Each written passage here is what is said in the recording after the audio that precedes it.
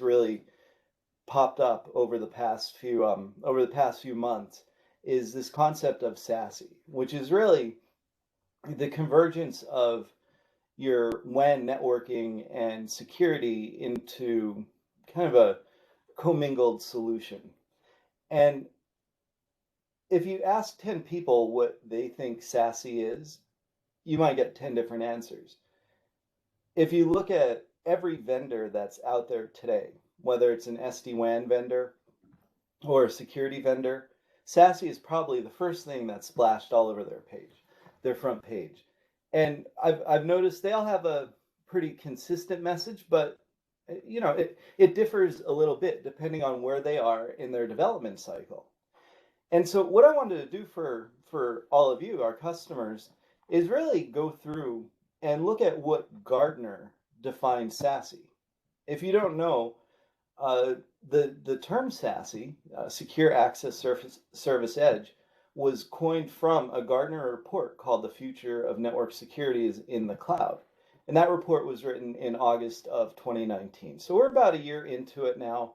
I'd honestly say the summer was the inflection point where everybody started to pay attention with it. And I really just want to accomplish two things here. I want to make sure that you understand what Gartner is saying SASE should be, and then where Cisco currently fits into this. And I think it's a compelling story on both sides. With that being said, please make it interactive. If you have any questions, jump in.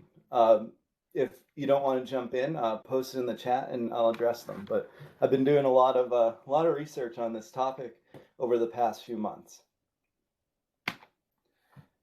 All right, where did SASE come from? Where did Gartner actually get the idea that, well, we need to have some type of solution that combines the advantages of SD-WAN and where we're going with WAN routing and the next generation WAN routing with path optimization and application visibility and lowest latency of services, and how do we tie that into a security model that will adapt to wherever the data or user is located. This is the only thing that I'm going to read directly from the slide, but I also think that it's very important to understand and sets the stage for where SASE came from. Digital transformation is absolutely something that's been talked about for years. Everybody's talking about digital transformation, and Gartner's calling it out right here. Digital business transformation requires anywhere, anytime access to applications and services, many of which are now located in the cloud. While the enterprise data center will continue to exist for years to come, the percentage of traffic destined to and from its remnants will continue to shrink. I think that's something that we've all been seeing over the past few years. I think COVID accelerated some of what we're seeing from the user perspective, but there's been cloud solutions, and customers have been moving to the cloud at least for the past 3 years, if not more, depending. So everything is transforming right now in the landscape that you're used to or that you've been used to on a day-to-day basis. And there really needs to start being centralization of these features. All right. The key findings from the report. The report, it's about, I think it's like 30 pages. There's a lot of stuff in there. I'm not going through that, all of it. I just have about 8 or 9 slides that summarizes some of the key findings in the report. We all see, in most cases, that data, it's no longer bound to the data center. As you move applications to the cloud, you now have another method of accessing applications. As you acquire SaaS services, whether it's Office 365 or Salesforce or any of these major SaaS services, it's another way that users have to access this data. And this data or applications are spread throughout the internet.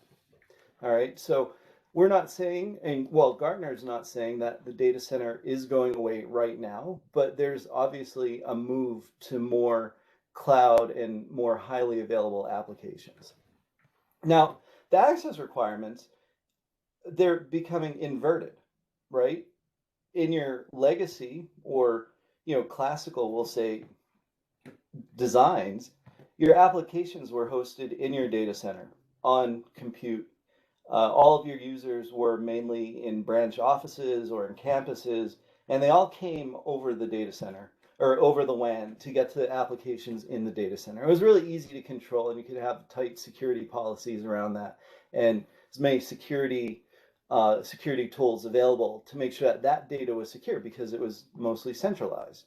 And you could secure the end users because they were generally at a branch. So you had that policy that you could roll out anywhere. But what happens when that applications and data start moving from your traditional designs? Well, that's an inversion of what we're used to. So now users, they could be at the branch. COVID accelerated the remote work from home. So it's no longer like your sales teams that are just remote. It's everybody's remote. When things start getting back to some semblance of normalcy, a lot of users may still be working from home or hybrid schedules. So, what you put in place for COVID as maybe a temporary solution may in fact start becoming permanent. And then you still do have your road warriors who are always out on the road. Um, there has to be security considerations for them as well. And then complexity. you there wasn't a lot of complexity with your traditional design. Maybe one of the bigger factors was latency, because wherever your branch was, your data center was only in one location. So the move to the cloud for applications actually helps that, because there's a lot more access and a lot more on-ramps for these SaaS applications or cloud developed applications. So by moving away from your traditional design, you may be lowering latency to get to the applications. But as you take that part into consideration, what about your security policy? Your security policy, you have an optimization on the network, but you don't have an optimization in security, because traditional security has a harder time adapting to users who are located everywhere. The encrypted data, I think, is also very important, because a lot of these applications are located on the internet now. Where before you could have IPsec tunnels. If you wanted encryption, you have DMVPN, you could have SD-WAN going back to a data center. That's very controlled. That there's your encryption, but when your applications are spread across the internet, you need to make sure that nothing is being sent in clear text. And a lot of cases, the applications take care of that with HTTPS and TLS and connectivity, but that's only one piece. And to be honest, that actually does make it more complex, because now, how do you scan HTTPS traffic for malware, for malicious traffic that's already encrypted natively over the internet? So that's something that also has to be identified and addressed. And all of these, what we're talking about is coming down to, you have to have centralized cloud-based security. All right, I want to make sure, because Gartner calls it out too, that this is a journey. This isn't something that's happening overnight. And I'll call that out on some slides coming up. Well, let's define SASE, Secure Access Service Edge. The secure access piece is user location independence. It's not tied to that branch anymore. It could be at home. It could be a user with their laptop, and in Cisco's case, AnyConnect that connects back to the branch or whatever. Or it could be the user has a router at home that ties back into the corporate VPN network as well. It doesn't matter. The secure access, wherever that user is, however they're connecting, needs to be secure. Data location independence. We need to secure that data in those applications, wherever they're located. And then one other piece, and this is something that a lot of people are talking about, and it is important, and Cisco has been talking about it for years, and that's endpoint identities. All right, that's not just, you need to make sure that your traffic is encrypted. Well, you have a whole array of users within your organization, And now that those users are dispersed everywhere, it doesn't matter where they are, you really have to start considering on a per user or per user group basis, what type of security controls will they have? And that's where identifying the endpoints and then applying policy to those endpoints or those users specifically will allow you to adapt to your anywhere applications, whether in the data center or the cloud. The service edge piece is really allowing you to securely have that connectivity to everything. So, we're addressing where everybody's located. We're addressing how to identify those endpoints, but there's more than just that. The service edge is really being able to identify what applications are people using, and then making behavioral modifications based on that application. You have 10 cloud applications, and you may have 10 different security controls for that. Or you may have your cloud applications and your data center applications. And maybe you need to know what applications do I just want to break out at the branch or break out at the user's endpoint device itself, rather than sending it back to the corporate network for inspection. We'll talk a lot more about that, but application discovery is an important piece. Not necessarily security, that's more on the WAN edge, the SD-WAN. Providing the best path to cloud resources, right? It's, the data center was always pretty static. You knew how to get to the data center, whether it was over a DMVPN tunnel, having similar paths to the network, or to the data center, whether it's over MPLS or internet. But now, what about providing the best path to the cloud resources? Is it truly going through your data center, or is it seeing those applications and sending certain traffic directly out to the internet? But then more importantly, when we talk about cloud security, once we go through the whole cloud,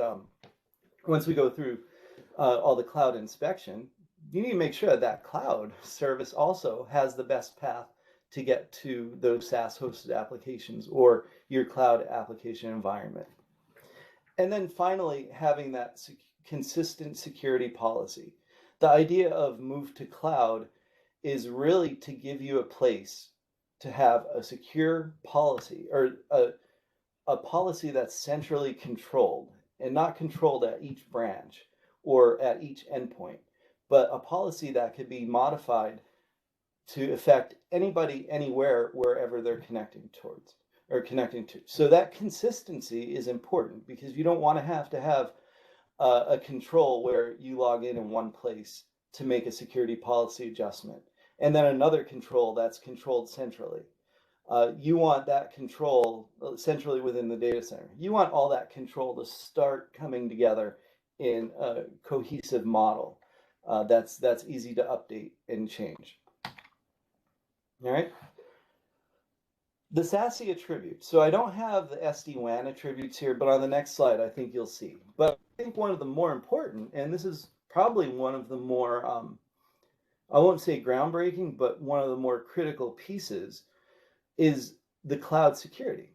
Okay, cloud security just doesn't mean that you have a bunch of virtual appliances that are chained together, via traditional networking in the cloud. Cloud security services are really cloud native security services, meaning that they're built in microservices architecture, means that they could scale elastically depending on the demand from your traffic going through the cloud security services. That's going to be a key differentiator for these tons of vendors who are stating that they have, they're SASE ready, they're SASE, SASE this, SASE that. Well, it really comes down to what is the foundation of their cloud security architecture. All right. The attributes under cloud native security, that single pass architecture. You don't want to have a trombone effect where you go out to the internet, to the cloud security service, have one inspection. Now the traffic comes back to the branch router, we'll say, and then there's another security, security inspection. And then that traffic goes back out to the internet to whatever application it needs. It really needs to be that central point that is a single pass, and nothing is tromboning back and forth, because it's about optimization and efficiency. You need to have decryption when necessary. So the key tenet to every SASE solution that you'll see is having a secure web gateway, or basically a full proxy, that anything HTTPS can be decrypted and inspected. And then if it's malicious, drop it. If it's not malicious, re-encrypt and send on its way. That's one of the central tenets of SASE. All right. Any vendors that don't have secure web gateway, which I think most of the security vendors that do have cloud security solutions do have that kind of in the forefront, as does Cisco. But that is an important part. Having multiple policy engines analyzing the stream in parallel. And I'll talk more about that when we actually go through the user use cases that I put together. But again, you want to have this traffic being inspected during that single pass. And if there's multiple threads that need to happen at the same time, that's where cloud native security services allow that to happen, because now traffic can be inspected. It can be sent for additional analysis. It can be sent to the sandbox and put all back together without having that traditional network construct, figuring out where to route traffic next. We talked about service chaining. I'll talk a little bit more about it on the next page. And then something that Gartner does talk about a little bit in their white paper is continuous adaptive risk and trust assessment. And that goes back to one of the earlier statements on endpoint security or endpoint identity, right? Gartner is putting a label around that endpoint identity. It's going to tie into zero trust, network access. But the idea there is that user who comes into the branch office and has access to all their applications, through a security policy, well, when they go home, let's say in the afternoon, they need to have that same policy tied to their identity. They shouldn't leave the office and then go home and have a different security policy. And the way to do that is continually analyze where that user is located. Where is the data that they're trying to get to? And make security modifications if needed based on time of day or where the user is located. In some cases, where the data is located. All right, SASE is the convergence of network security. And if it hasn't been clear up to this point, it is not just cloud security. SASE is that combination of the optimizations that SD-WAN brought with the optimizations of that centralized cloud security policy. And as an example on what we've been talking about, at a branch location. Well, we'll start in the data center first, actually. So in a data center, you might have that service chain of multiple services. You have your router, then inspection by a firewall. You might have WAN optimization, proxy, and all this happens, in order, in a particular order. At a branch, it makes it even more difficult because a lot of this was set by hardware. I mean, services virtualization or virtual network functions, VNFs. That really started to happen I'd say about 5 years ago. But it's been slow to adopt. So customers do still have this idea of, I have my physical router, I have WAN optimization that sits behind the router to make sure we're only sending the necessary traffic over the links. I might have a proxy at the branch in some locations, and I did have a customer years ago that was looking at doing, not at the branch, but regional proxies instead of sending everything back to the data center. It doesn't scale. It doesn't scale at all. So you really have to start looking at, well, how do I decrease all of these investments into single solutions? And that's where this idea comes to bring networking as a service together with network security as a service. This is directly from Gartner's deck. A lot of the slides I went through have been direct wording from Gartner. I don't want to paraphrase what they say in their report. So I want to make sure I keep the message. But if you look here on this slide, Gartner is saying everything that is in here is SASE. All right, so SASE, you're looking at traffic shaping.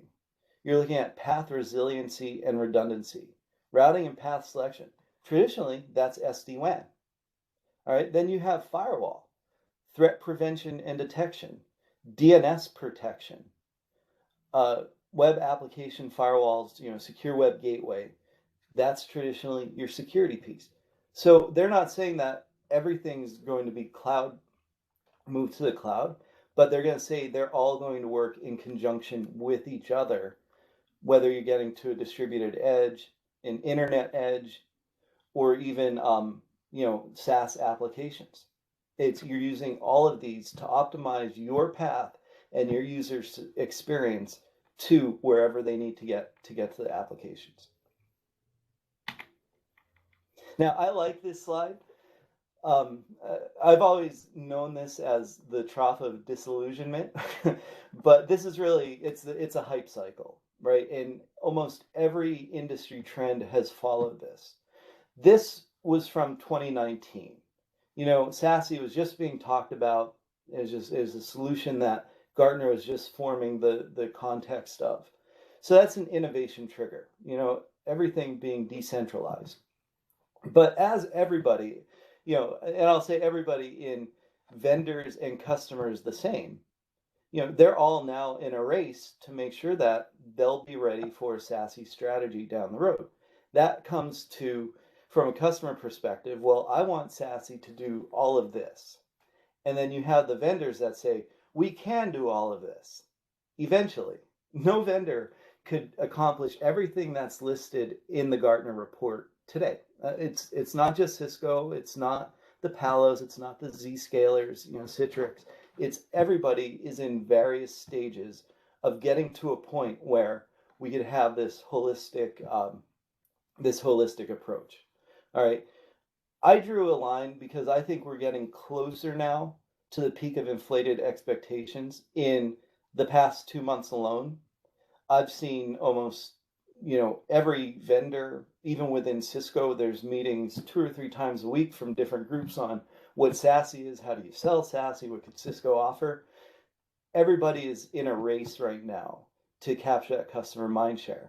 But that's why I wanted to do the Gartner report, because let's take away from how do we capture that customer mindshare, and let's say what Gartner truly envisioned as SASE, and then we could get into, what mindshare could Cisco capture. There's some really telling points. Again, these are copied directly from the report. By 2023, 20% of enterprises will have adopted Secure Web Gateway, CASB, ZTNA, branch firewall from the same vendor. That's pretty earth-shattering in a way, because in a lot of cases, security teams are best of breed. So they don't want all of the security services from the same vendor. They want to have, the best vendor for, firewall, the best vendor for malware protection, the best vendor for identity. And they kind of glue all of that together. And that's what's been happening now for, 7 or 8 years, right? But for Gartner to call out from the same vendor, and if you think about it, what we said about tromboning, if all of your services are in the same cloud from the same vendor, it reduces the amount of touch points you need to have that security policy defined, okay? There may be multiple cloud providers that are out there that have, certain security functions that others don't have, but you don't want to send your traffic from one vendor's cloud to another vendor's cloud, then out to the internet, or one vendor's cloud back down to your hardware appliance that does something else. It's really about that optimization. So the other key point that I feel is, we're not saying that you have to have SASE today. We're not saying that the investments you might have made in 2020 are now invalid and out the window, and you need to rethink your strategy. Gartner's playing it realistically that by the time all of these vendors do get to the point where they could offer these cohesive holistic SASE services are about 2023. And then they're saying, in 3 years, we're almost November, so by 2024, 40% of enterprises will have explicit strategies on how they get to SASE, right? So just because a vendor has all of these services now, doesn't mean that the customers have to adopt them right now. In certain cases, they could if they want. In other cases, it may be stepping stones or building blocks to get to this full SASE model. I mean, there's customers that don't really, they're still on their journey to SD-WAN, and security is still treated as a different silo. It's going to take a lot of time to get everybody on that same page. So I think it's great that Gartner calls out the reality of this, and they're not saying that this is happening now and you need to adopt it tomorrow, like tomorrow being 2021. They're saying this is where we plan to, this is where we see the industry going. And then something that was really interesting that was called out was that by 2025, one of the leading IaaS providers will have SASE solutions as well. So, your Amazon, Microsoft, and Google, one of them is going to have some type of cloud-enabled native to your cloud workload SASE solution. A pie in the sky is you have a customer that is all cloud, multiple clouds, and they have virtual routers that have SD-WAN only in the cloud. But that's still pretty far out, by 2025. So I just wanted to call it out to say that, everybody is getting into it, not just security and WAN vendors. Right? Within the report, there's probably 40 evaluation factors that are out there. I'm not going to cover all of that. But really, when you start talking to vendors, and hopefully Cisco is one of them, especially after you see the slides coming up. But anyway, when you evaluate, there are things that you could do to see where are vendors in their strategy. Gartner had released their WAN Edge Magic Quadrant. And, Cisco is in the leader. There's a lot in the leaderboards. And the WAN Edge was not, make no mistake, it was not a SASE Magic Quadrant. It was WAN Edge. How are you adopting to the requirements of SD-WAN? All right, but in every overview of every vendor, they talked about where they are in their SASE roadmaps. And if you think about it, all right, you have security companies that are great, they do a good job at what they do, but do they have that SD-WAN solution? Or you have SD-WAN companies that are maybe partnering with cloud security vendors or even traditional security vendors. They're calling that SASE. But it's really two dissimilar services. SD-WAN is not cloud security. So how do they actually get to that point? So that's the first point. What is available versus what is roadmap? And, I think that there is going to be challenges coming up. You see Palo Alto acquired CloudGenix less than a year ago, a few months ago. Well, they're just bringing, Palo is one of the top in security right now, and they have their cloud security services, but how do they integrate SD-WAN into their cloud security? Then you look at somebody like Zscaler, which is probably one of the top cloud security providers out there, but they don't have an SD-WAN provider. It's all through partnerships. How do you tighten those integrations when it's two different development teams with two different roadmaps? It's just some things to think about. All right. The location of the SASE decision points, we're not saying that all decision points happen in the cloud. There will be things that still happen on-prem. One of the things that we'll talk about coming up is a lot of what we're talking about with SASE is traffic from your corporate environment to your cloud-based applications.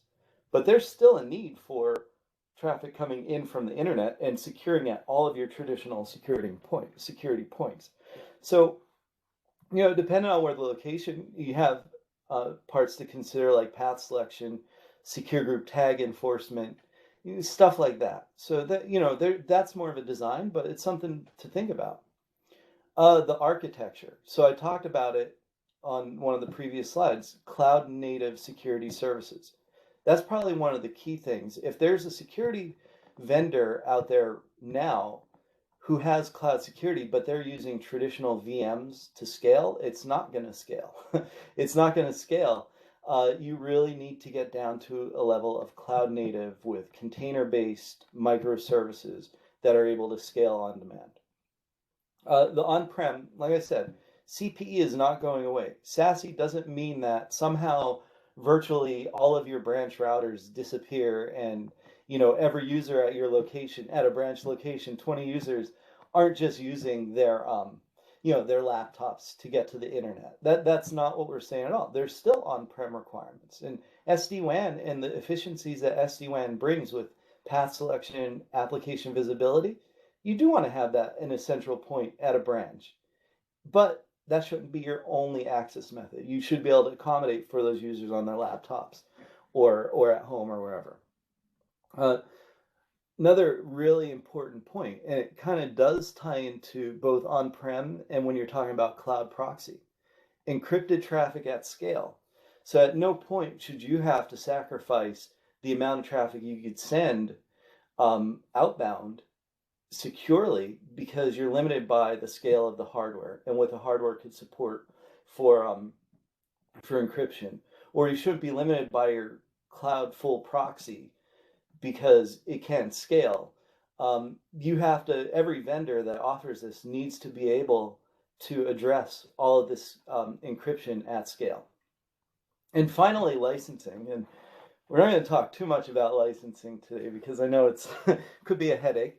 But the reality is you need to make this easy to consume for customers. We need to make it easy to consume for customers.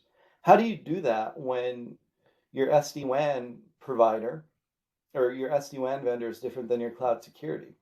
I mean, you're managing two sets of licenses through two different, business models. Whereas, the single vendors are able to have packages and package licensing together. So it's one-time purchase.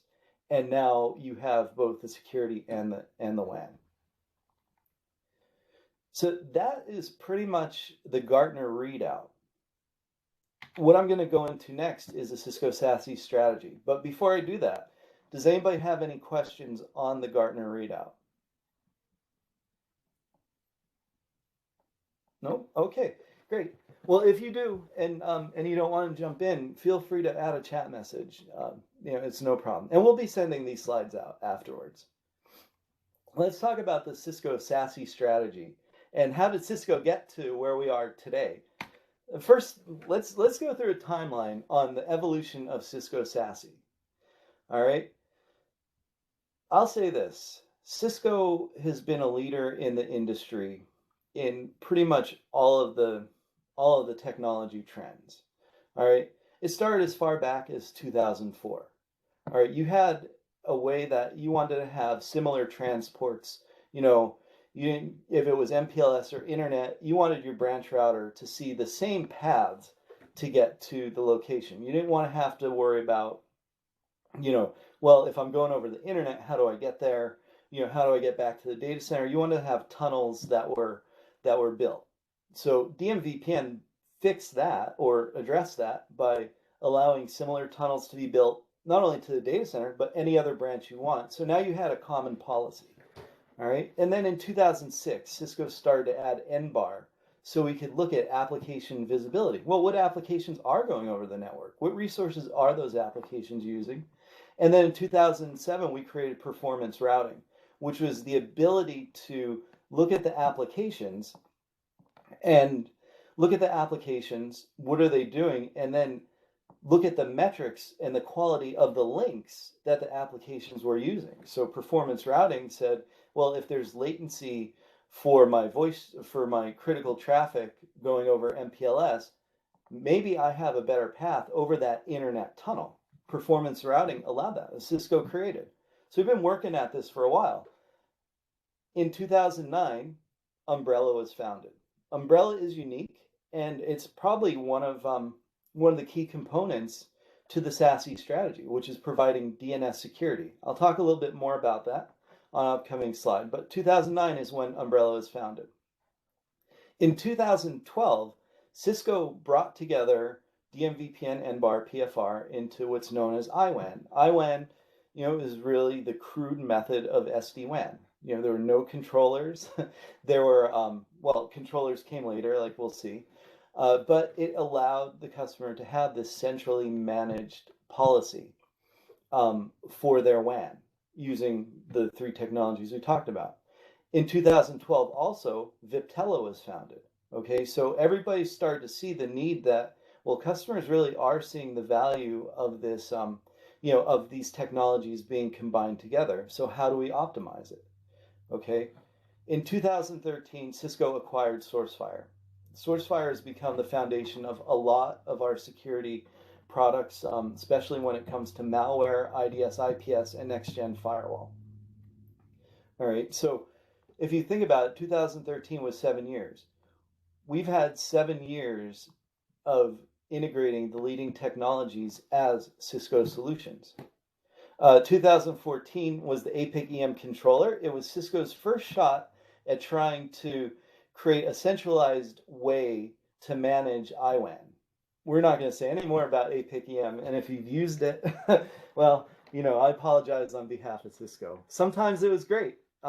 Sometimes it was very clunky, but anyway, you have to start somewhere, and APIC EM was that. It was on-prem too, so it didn't make it any better. In 2015, Cisco acquired Umbrella. Now, what's significant about that, aside from, having the only DNS security solution in the industry at the time, we've also, up to now in 2020, we've had 5 years to integrate Umbrella security into all of our portfolio. We've now been working on this SASE strategy, we'll say since 2015, okay? That's a lot more than what some of the other vendors out there are. In 2017, we had we had the Viptela acquisition. So we realized that IWAN wasn't going to scale. APIC EM would have had to be completely rewritten. And the reality was the SD-WAN vendors who had cloud-based controllers were way ahead of where Cisco was with IWAN.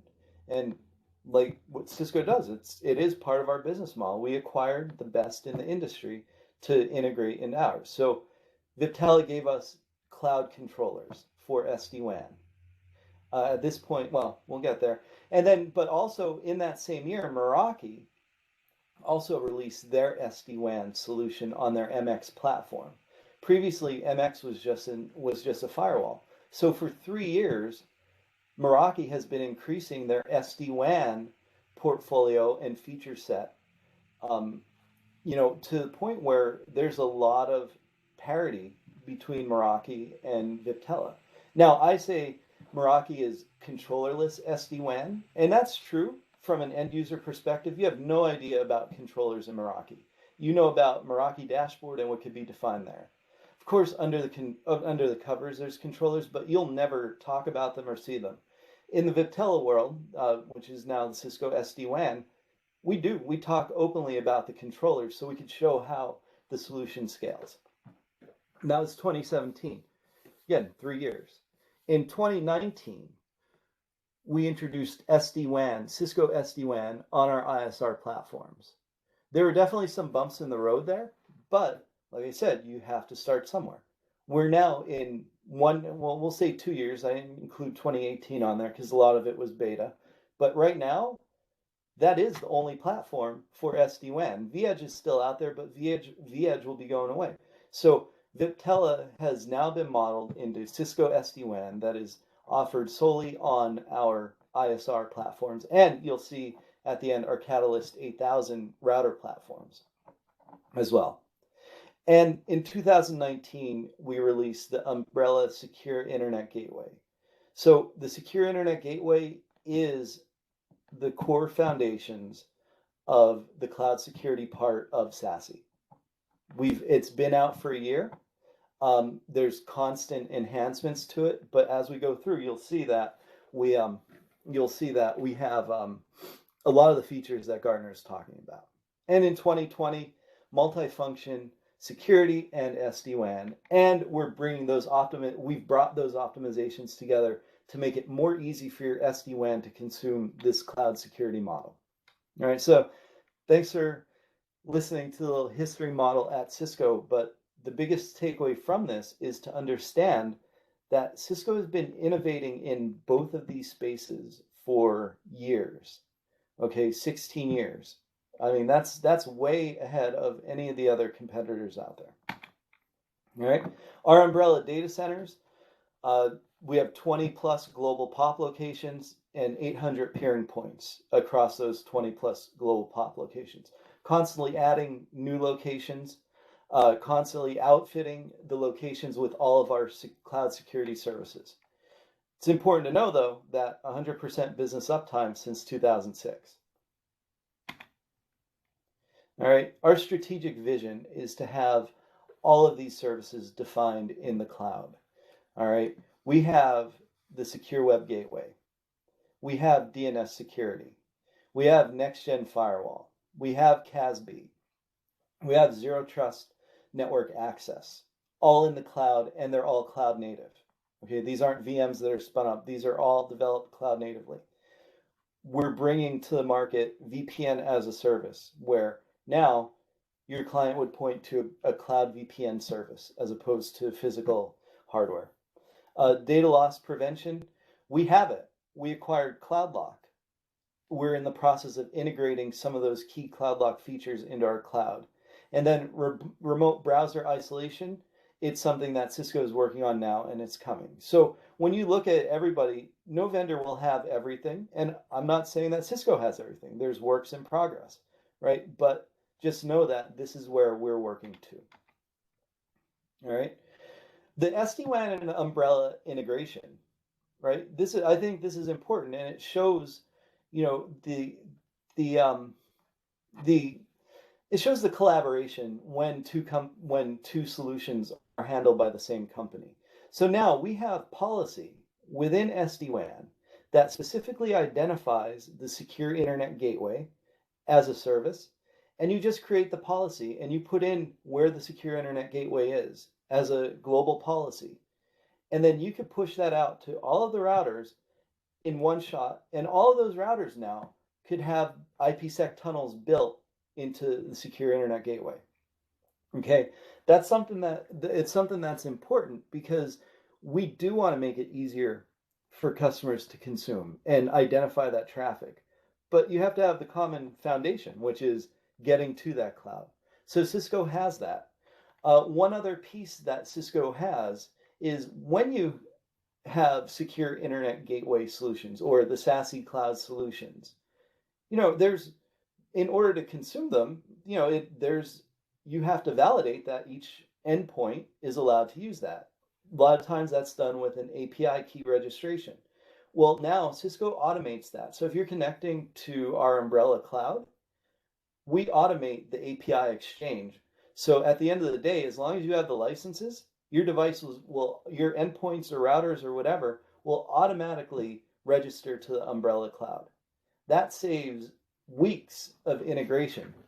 Because imagine trying to have to do that for 500 users, or imagine trying to have to do that for 50 branch routers.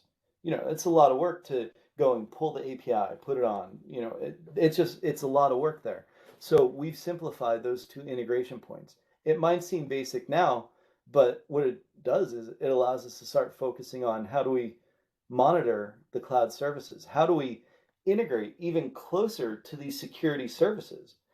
Right now, Meraki is leading the way with having a virtual MX router within Umbrella itself, within our cloud security. So now that becomes an endpoint on your SD-WAN network. You're not just sending an IPsec, you're not sending traffic over an IPsec into Umbrella, and then it kind of hits the ether once it's in Umbrella. You can now control policy directly into the Umbrella cloud. So these are areas where Cisco is really starting to pull away by having that tight SD-WAN and cloud security integration. All right, I mentioned this a lot earlier on, and it's really to show that there still is a preservation for endpoint security, for branch router security, because we're focusing right now on everything in the outbound. Well, when a branch router, as an example, that branch router is hanging directly off of the internet, in most cases with a public IP address. SASE doesn't solve that. SASE doesn't solve malicious attacks coming from the internet to your router itself. So you still do need to have those security, those security constructs on the router to make sure that not anybody can just get into your branch. All right, it's important. The same goes with your laptop. You have AnyConnect, um, or you're browsing out to the internet, but you need to have security all the time. Well, what happens if you go out on your corporate laptop to some site and download a file that you didn't realize was malicious? Well, your laptop just got infected, and it doesn't matter if you had SASE services at that time. So having that endpoint security piece it's a critical factor to having this holistic end-to-end security. We're not replacing certain things; they're just becoming part of the solution. All right. Now, this is a use case example, and I'm going to go through a little bit more on why our cloud security components are important. We're almost at the end. I know that there's 10 minutes left. This won't take 10 minutes, but I think we've covered a lot of the important points. So we'll end up here with a use case example. So first use case is your traditional data center SD-WAN design. All right, you have your branches 1 through 60. They access DC apps, but now guess what? There's Office 365 is introduced. You may have services in Microsoft Azure. You might have some cloud applications that you're working on or that you've developed. Well, it doesn't mean you have to right now change your SD-WAN security design. Yeah, you could still send traffic over SD-WAN. Your firewall can register with the umbrella cloud. But what happens once it gets into the umbrella cloud? All right, so the first thing that happens is that Cisco looks at all of the DNS queries that are coming from your location. All right, that is your basic DNS security. It's not content filtering, it's actually looking at all of the DNS requests. DNS security from Umbrella as part of this cloud looks for known malicious domains, known malicious or zero-day domains that may have just popped up, command and control and zombie networks. It's spent since, I think it was 2009 that Umbrella was created. This is the crux of what they did. So they have a better view of all of the internet than anybody else. With that, you have the ability to eliminate up to 70% of malicious activity just by doing DNS resolution security. So think about that for a second when we talk about you just saved potentially 70% of malicious traffic. Well, what does that do to your cloud firewall or secure web gateway? Here's the example. You have a 100 meg pipe into Umbrella. All right. Do you want secure web gateway to process 100 meg of traffic, decrypting and re-encrypting? Or would you rather secure web gateway process 30 meg of traffic, of what we know is valid traffic that may or may not be, while all the other malicious traffic was scrubbed? DNS security in Umbrella is something that others may have had, or they may have, but they haven't had it for that long, and they definitely haven't had it since 2009. So when it comes to an efficacy standpoint, and there's a report at the end that I provide a link to, you're not going to have much. There isn't much that's going to beat the DNS security, and that's really the foundation. All right, so the next, your firewall. It's sending all of your traffic that's going out to the internet, not just 80 and 443. So we have the cloud delivered firewall, which will allow you to create policy from layer 3 through layer 7 virtually for any traffic that's getting through that's valid traffic.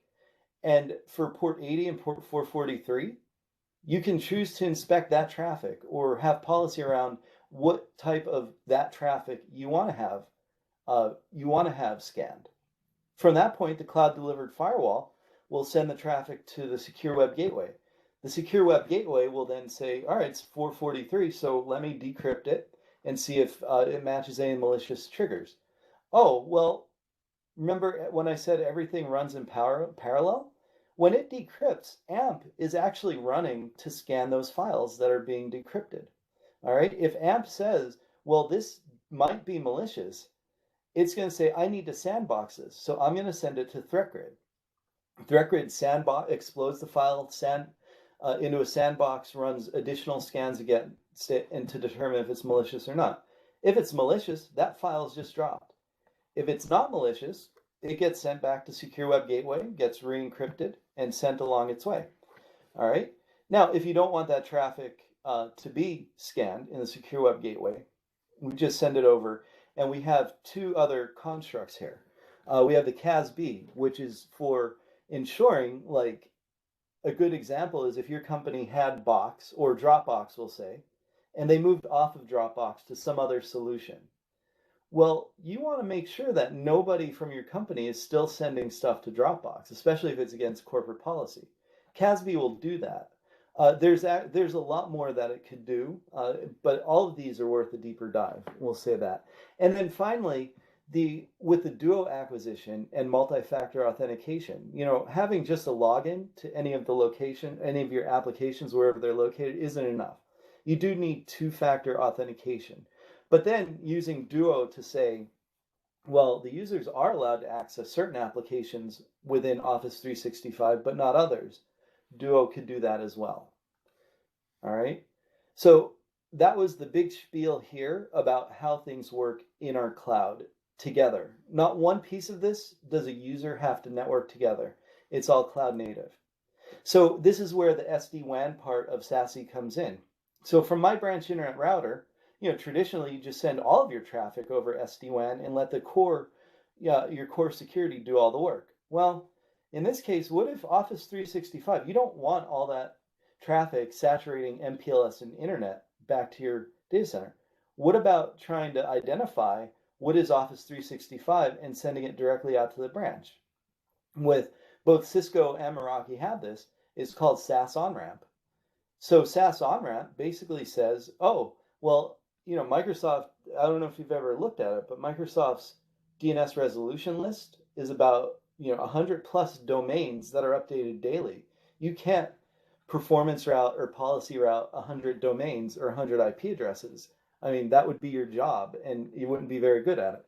So being able to identify that application and then break it out at the branch.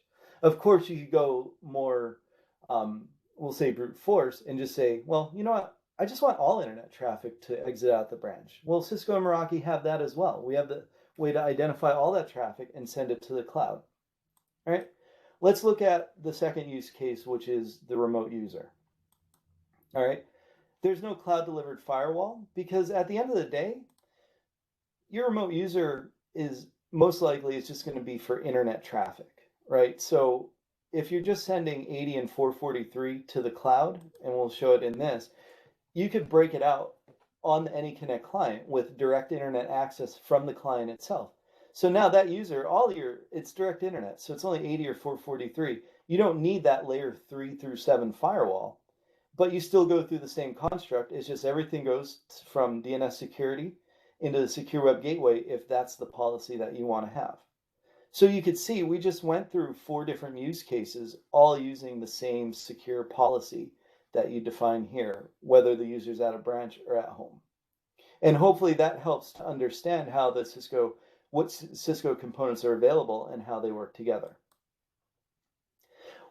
Finally, you have all of these different components and you're in a transition phase or migration phase over years, but you need to have a way to centrally view all of the events that are happening, whether they're in the cloud or at your corporate firewall or at your branch.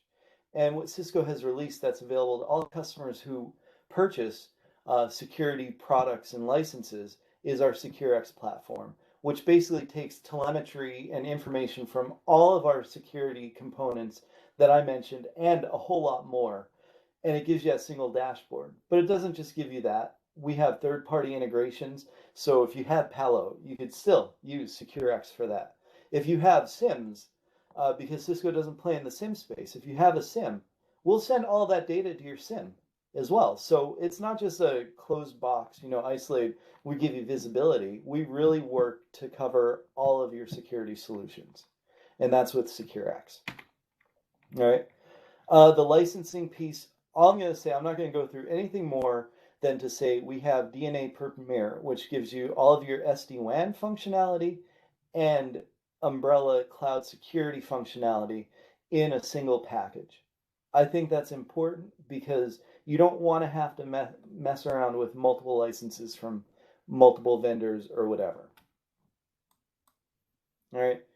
The Cisco advantage, I'm just going to keep it high level. We're easy to consume. We're working together. We're fast to deploy. I talked about that with deploying the policy to connect, having that single workspace within the cloud, the amazing user experience, having the best path to your applications. If you ever used Outlook over a poor Outlook in Office 365 over a poor internet connection, it doesn't work. So having that user experience and optimizing the experience, and then the best in security protection, and that comes down to this part, the resources. All right, we'll talk. Like I said, I'm sending this out. We have the Gartner report. You just have to sign up, and we'll give it to you. This is the AV test, cloud security efficacy. This compares Cisco to other vendors and shows where we stand.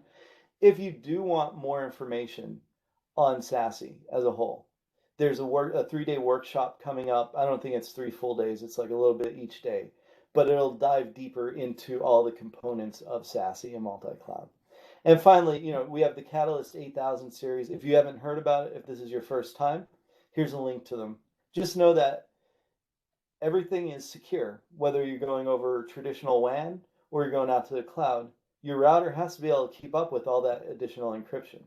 So Catalyst 8000s have been upgraded to greatly increase encryption and decryption on the hardware. And Thousand Eyes, you can't leave Thousand Eyes out of it. That was one of Cisco's latest acquisitions. And, to be honest, it's a little early to tell how Thousand Eyes is going to integrate directly into our SD-WAN solution, but I can tell you that all of the teams are working together to do that.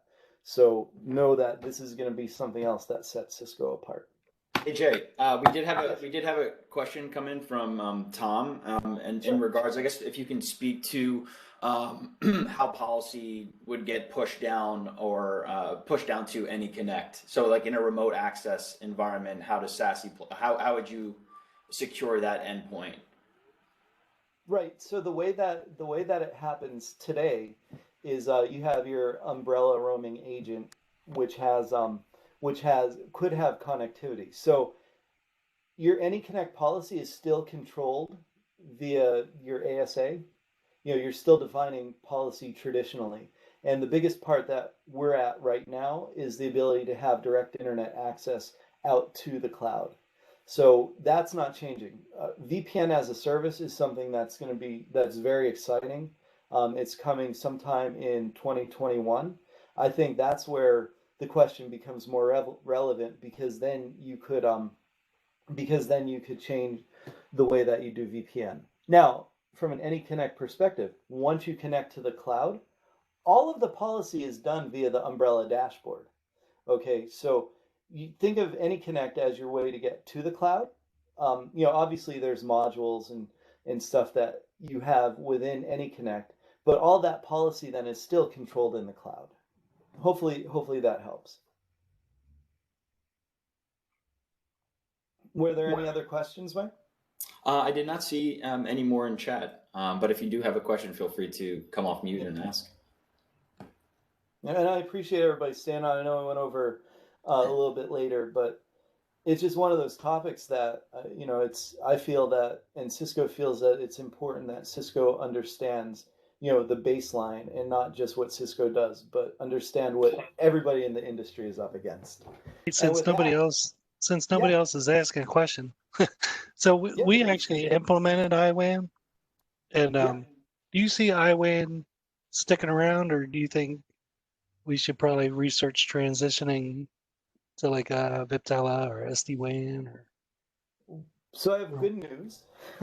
IWAN is nothing more than a set of protocols that all work together.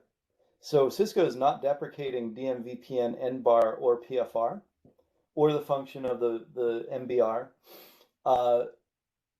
but I think the industry as a whole is looking to optimize that with cloud-based controllers and this more holistic policy from a single source, as opposed to IWAN, where you do have ways to do that, but it is clunky. So if it's working, that's great. That's great. But I will say, I mean, there's a lot of customers who've migrated off of IWAN. I've had massive projects to get customers off of IWAN, and only because of the efficiencies that come with a cloud delivered solution.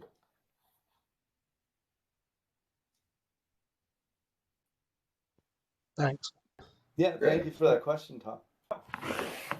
Awesome. Well, I know we went on around 5 minutes over, but thank you everyone for sticking around. I thought this session was very valuable. So thank you, Jason Powell, for presenting on this. As mentioned at the beginning of the call, this has been recorded and we will distribute it later today via the mailer, and also will be posted to that Metro Philly Select site that we placed in chat. So everyone have a great weekend. Enjoy Halloween. And Happy we will hope to see everyone soon. All right. Have a good weekend, Thank you, everyone. everybody, for your Thanks, time. Jason. Bye-bye. Thanks, Partha. Thanks for joining.